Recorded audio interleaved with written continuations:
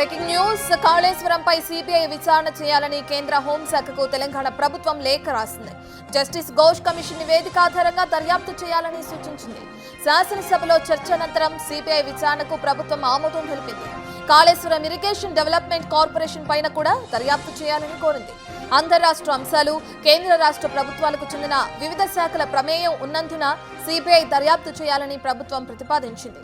ఇక సిబిఐ రంగంలోకి దిగితే పరిస్థితి ఎలా ఉంటుందోనన్న ఆందోళనలో ఇంజనీర్లున్నారు. తెలంగాణలో సిబిఐకి ఎలాంటి అడ్డంకులు లేవని సీఎం రేవంత్ రెడ్డి చెబుతున్నారు.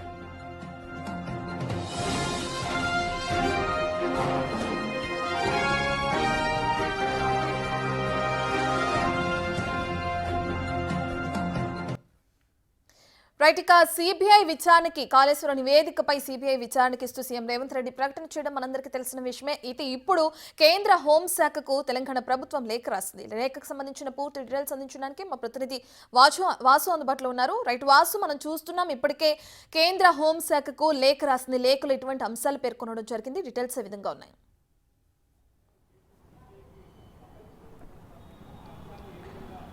కాళేశ్వరం విషయంలో కీలక పరిణామం చోటు చేసుకుంది. తెలంగాణ రాష్ట్ర ప్రభుత్వం కేంద్ర హోంశాఖకు సిబిఐ చేత కాళేశ్వరం కేసు దర్యాప్తు జరిపించాలంటూ కూడా లేఖ రాసింది. ఈ లేఖలో కీలక అంశాలను కూడా ప్రస్తావించింది. ఇప్పటికే సిబిఐ చేత కాళేశ్వరం అంశానికి సంబంధించి విచారణ జరిపించాలని శాసనసభలో మేము ప్రభుత్వం తీర్మానం చేసింది. కాబట్టి దీనికి సంబంధించి తెలంగాణకు సంబంధించినటువంటి ఈ యొక్క కాళేశ్వరం కేసును కేంద్ర దర్యాప్తు సంస్థ special bureau of investigation CBI దర్యాప్తు చేయాలంటూ కూడా కేంద్ర హోంశాఖకు లేఖ రాసింది. చూడాలి మరి కేంద్ర హోంశాఖ ఎలాంటి సమాధానం రాష్ట్ర ప్రభుత్వానికి ఇస్తుంది.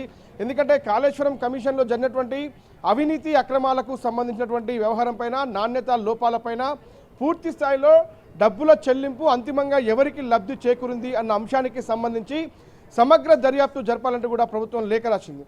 ఎందుకంటే 1,00,000 కోట్ల బడ్జెట్తో కట్టినటువంటి ఈ యొక్క ప్రాజెక్టుకు సంబంధించి మేడిగడ్డ, సుందిల్లా, అన్నారం బ్యారేజీలు కుంగిపోవడానికి, కూలిపోవడానికి కారణమైనటువంటి కాంట్రాక్టు సంస్థ, నిర్మాణ రంగ సంస్థతో పాటు అధికారుల నిర్లక్ష్యంతో పాటు అధికారుల ఉదాసీనత, ప్రభుత్వం వ్యవహరించినటువంటి తీరుకు సంబంధించి గత ప్రభుత్వ హయాంలో జరిగినటువంటి వ్యవహారం మొత్తం పైన కూడా సమగ్ర దర్యాప్తు జరిపించాలి. అప్పటి రాష్ట్ర మాజీ ముఖ్యమంత్రి కేసీఆర్తో పాటు అప్పుడు ఇరిగేషన్ శాఖ మంత్రి హరీష్ రావు, ఫైనాన్షియల్ శాఖ మినిస్టర్ ఈటల రాజేందర్ వ్యవహార శైలి, వాళ్ళు వ్యవహరించిన శైలికి సంబంధించి కూడా సమగ్ర దర్యాప్తు జరిపించాలి.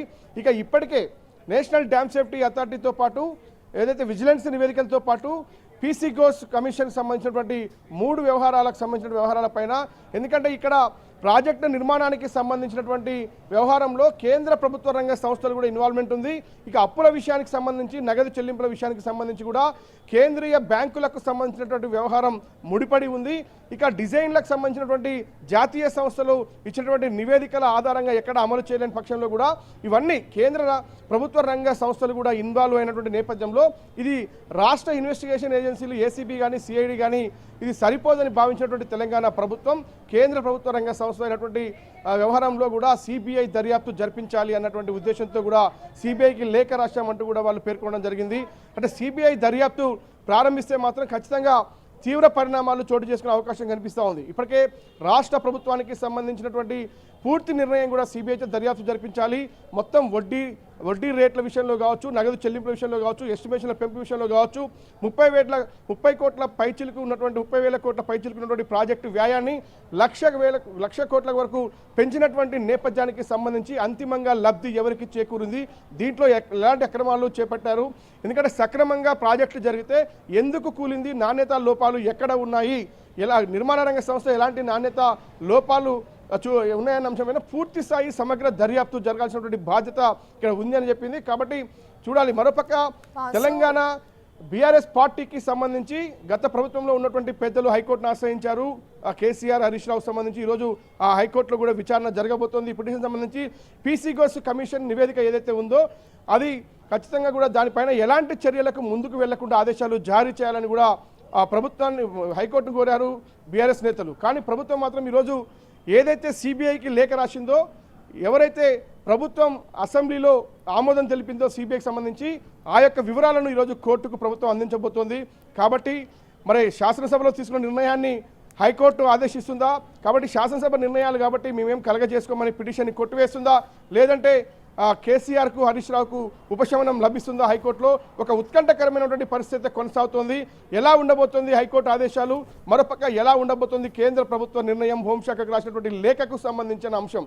ఎందుకంటే ఒకవేళ సిబిఐ విచారణకు అంగీకరిస్తే మాత్రం కీలక వ్యక్తుల అరెస్టులు, అవసరమైతే పూర్తి స్థాయిలో కూడా అధికారులపైన అరెస్టులు ఉండే అవకాశం ఉంది. ఎందుకంటే ఐఏఎస్ స్థాయి నుంచి కూడా అటెండర్ స్థాయి వరకు కూడా ఇరిగేషన్ శాఖతో పాటు ఇతర విభాగాలకు సంబంధించి ఫైనాన్షియల్ శాఖతో పాటు ఉన్నటువంటి వ్యక్తులపైన, ఐఏఎస్ అధికారులపైన కూడా కేసులు నమోదయ్యే అవకాశం ఉంది. ఇప్పటికే తెలంగాణలో జరిగినటువంటి పలు ఏసీబీ కేసులు మనం ఒకసారి చూసినట్టయితే గత కాళేశ్వరం కమిషన్ విషయంలో కూడా పనిచేసినటువంటి చీఫ్ ఇంజనీర్ల నుంచి మొదలు పెడితే కూడా మామూలు ఇంజనీర్ల వరకు కూడా అరెస్టులు జరిగాయి. వాళ్ళ దగ్గర నుంచి పెద్ద ఎత్తున కూడా ఆదాయానికి మించినటువంటి ఆస్తుల రికవరీ జరిగింది. కాబట్టి మరికొంతమంది అధికారులు, దాదాపు 50 మందికి పైగా అధికారులపైన చర్యలు తీసుకోవాలని ఇప్పటికే కాళేశ్వరం కమిషన్ నివేదికలో స్పష్టంగా పేర్కొంది.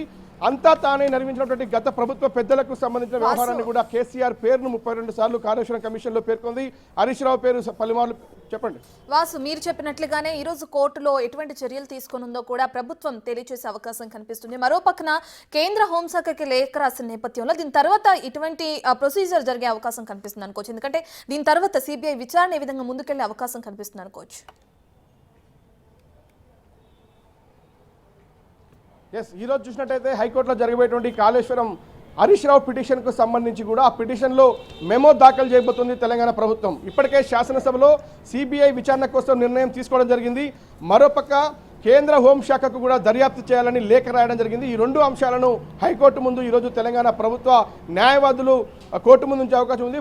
ప్రధాన న్యాయస్థానం సీజే కోర్టులో కూడా ఈరోజు కేసు విచారణ నేపథ్యానికి సంబంధించి కూడా సీజే కోర్టులో మాత్రం ఇప్పటికే వేసినటువంటి పిటిషన్ సంబంధించి కాళేశ్వరం కమిషన్ నిబంధనలు పాటించలేదు, నోటీసులు ఇవ్వకుండానే నివేదిక అందించింది. కాబట్టి ఆ నివేదిక చెల్లదు, మా పైన ఎలాంటి చర్యలు తీసుకోకుండా ఆదేశించాలని కూడా వాళ్ళు ఒక పిటిషన్ దాఖలు చేశారు హరీష్ రావుకు సంబంధించి. కానీ కోర్టుకు సంబంధించి శాసనసభలో తీసుకున్నటువంటి నిర్ణయం కాబట్టి కలగజేసుకోలేమని చెప్పేసి పిటిషన్ని కొట్టివేస్తుందా, లేదంటే పీసీ గోస్ కమిషన్ నోటీసులు ఇవ్వలేదు కాబట్టి ఖచ్చితంగా వీళ్ళపైన ఎలాంటి చర్యలు తీసుకోవద్దని ఏమైనా ఉపశమనం లభించే అవకాశం ఉంటుందా? ఈ రెండు అంశాలకు సంబంధించి ఒక ఉత్కంఠ అయితే కొనసాగుతోంది. కోర్టు ఆదేశాలు ఎలా ఉంటాయి? ఈ హైకోర్టు ఆదేశాల విషయం పక్కన పెడితే ఇప్పటికే సిబిఐకి తెలంగాణ ప్రభుత్వం లేఖ రాసిన నేపథ్యంలో ఆ లేఖకు సంబంధించి కూడా స్పందించేటువంటి హోంశాఖ సిబిఐకి విచారణకు ఆదేశిస్తే ఖచ్చితంగా కూడా కీలక పరిణామాలు చోటు చేసుకునే అవకాశం ఉంది.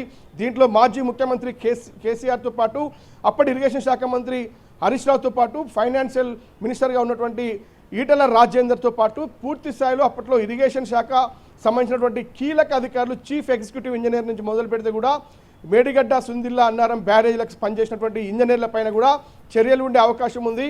మరోపక్క నిర్మాణ రంగ సంస్థకు సంబంధించి ప్రాజెక్టు కూలిపోవడానికి కారణాలేంటి, డిజైన్ లోపమా, నిర్మాణం లోపమా, అన్ని అంశాలకు సంబంధించి కూడా ఏదైతే నిర్వహణలో అధికారుల నిర్లక్ష్యం లోపమా, ఇవన్నీ రకరకాల కారణాలు ఇప్పటికే పలు దర్యాప్తు సంస్థలు, నేషనల్ డ్యామ్ సేఫ్టీ అథారిటీతో పాటు ఇప్పటికే పీసీ గోస్ కమిషన్ ఇచ్చిన నివేదికలు, తెలంగాణ కమిషన్ విజిలెన్స్ ఇచ్చినటువంటి నివేదికలు ఇవన్నీ కూడా ఉన్నాయి. కాబట్టి వీటన్నిటిని కులాంకుషంగా సిబిఐ పరిశీలించి ఆ తర్వాత అధికారులకు, రాజకీయ నేతలకు సంబంధించినటువంటి గత ప్రభుత్వ పెద్దలకు నోటీసులు జారీ చేసే విచారించే అవకాశం ఉంది. కానీ విచారించేందుకు సిబిఐ అంగీకరిస్తే మాత్రం మొదటగా కేసు నమోదు చేసింది, ఫాస్ట్ ఇన్ఫర్మేషన్ రిపోర్ట్ కేసు నమోదు చేసి పూర్తి స్థాయిలో కూడా కొన్ని సెక్షన్లు వాళ్ళపైన, అంటే నిర్లక్ష్యానికి సంబంధించి కావచ్చు, ఆదాయానికి సంబంధించిన అక్రమాలకు సంబంధించి కావచ్చు, పలు కేసులు నమోదు చేసే అవకాశం ఉంటుంది. ఆ తర్వాత నోటీసులు జారీ చేసి అవసరమైతే సోదాలు, అరెస్టులు చేసే అవకాశం లేకపోలేదు.